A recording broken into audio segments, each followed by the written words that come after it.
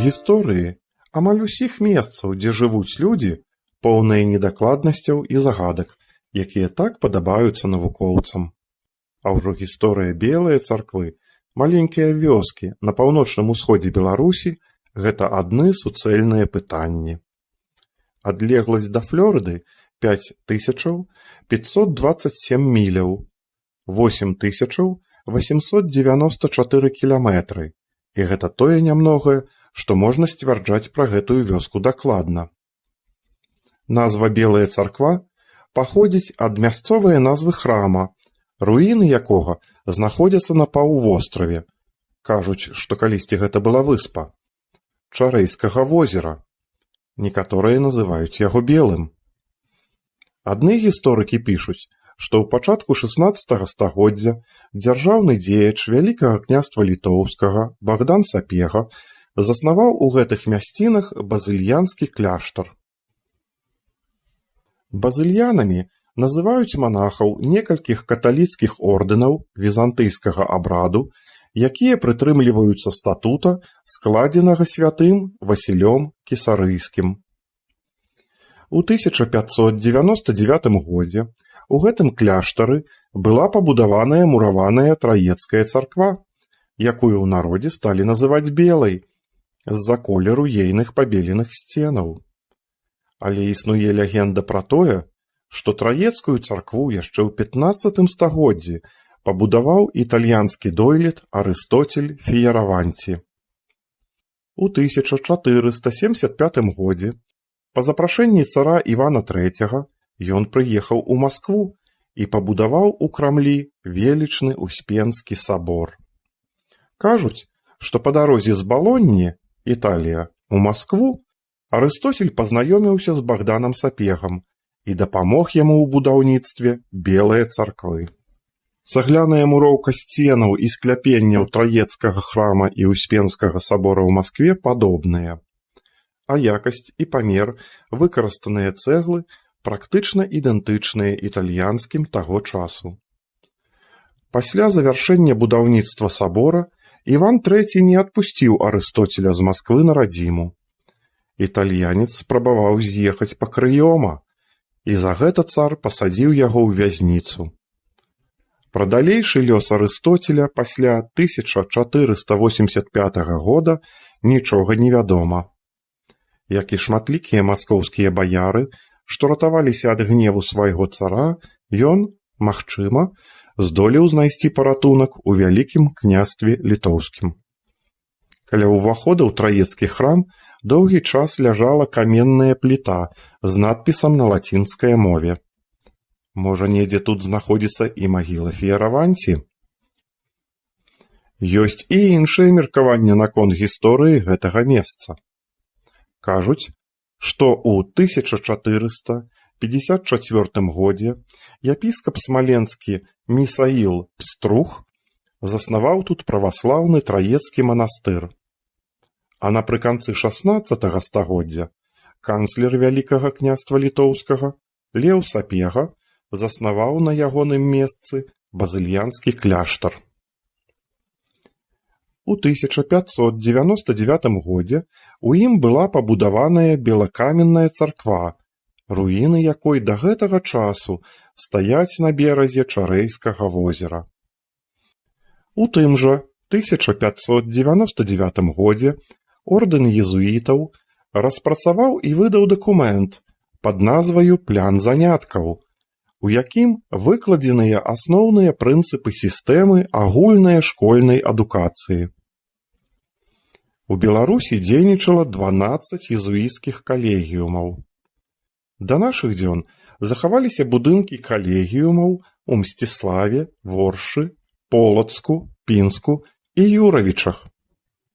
А яшчэ 6 чэрвеня 1599 года у горадзе Севільі нарадзіўся Дыего Веляскес, самы вядомы мастак эпохі барока, залатога стагоддзя гішпанскага жывапісу.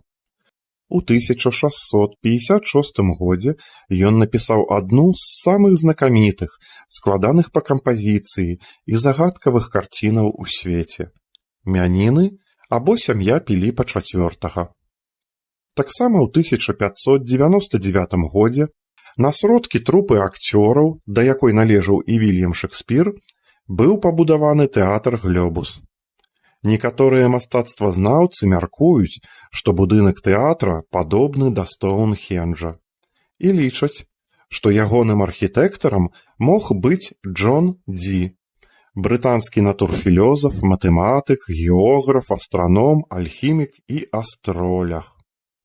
Джон Дзі і ягоныя, сумесныя з Эдвардам Келлі, намаганні па наладжванні камунікацыі з анёламі вартыя асобнага аповеда. А мы вернемся да Белае царквы. У 1929 годзе савецкія ўлады зачынілі царкву. Звон быў зняты і патоплены ў возеры, а сам храм спрабавалі знесці з дапамогаю тэхнікі. Распавядаюць, што над возерам ушчалася жудасная бура, якіх ніколі ў гэтых мясцінах не было. Разбурыць царкву больш не спрабавалі. Ейны будынак выкарыстоўваўся як збожжасховішча, а потым яго проста закінулі. Белая царква была базаю для трэніроўкі пачаткоўцаў-альпіністаў у 1970-80-х гадах, аж да таго часу, пакуль тут не загінула маладая дзяўчына, сарваўшыся са сцяны. У наш час каля царквы штогод праходзяць летнія моладзевыя арт-фэсты. У траўні 2018 года тут праводзілася міжнародная школа архітэктуры, пасля якой на паўвостраве з'явілася некалькі арт-аб'ектаў. Дзве ўдзельніцы гэтай школы з Грэцыі стварылі драўляную канструкцыю, якая сімвалізуе апсіду, алтарны выступ. Алтар. Алтар складаецца з драўляных элементаў, пафарбаваных у колер захаваных сценаў. Алтар – гэта павага да гісторыі гэтага месца і сімвал ягонага адраджэння і развіцця. Чаргаванне шчылінаў і блёкаў стварае ўражанне алтара, які знікае ў небе. Першае, што відаць здалёк, гэта трох'ярусная квадратная ў пляне вежа-званіца. Таўшчыня ейных сценаў складае 2 метры. Хутчэй за ўсё, яна была прызначаная для абарончых мэтаў.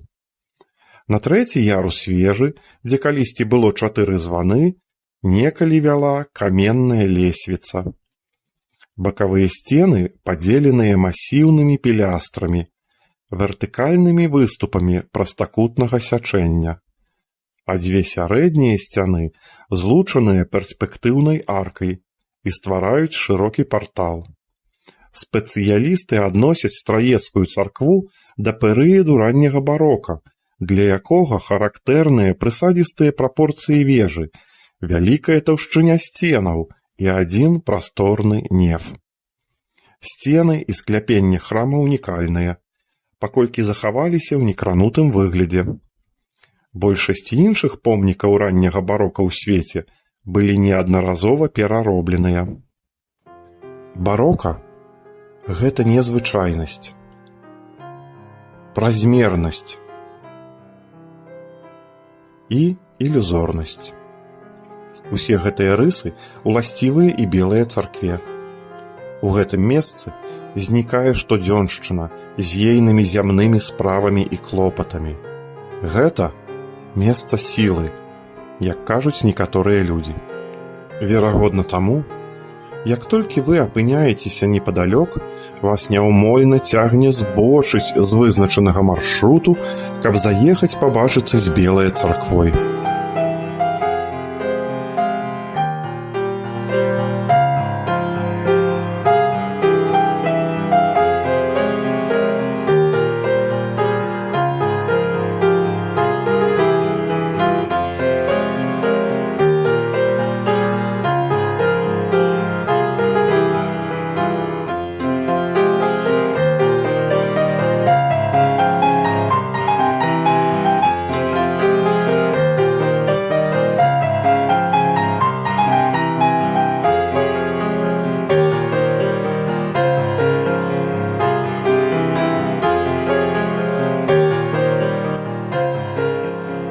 У 2016 годзе рэстаўрацыя храма ўключаная ў дзяржаўную праграму, аднак пакуль што яна не распачалася.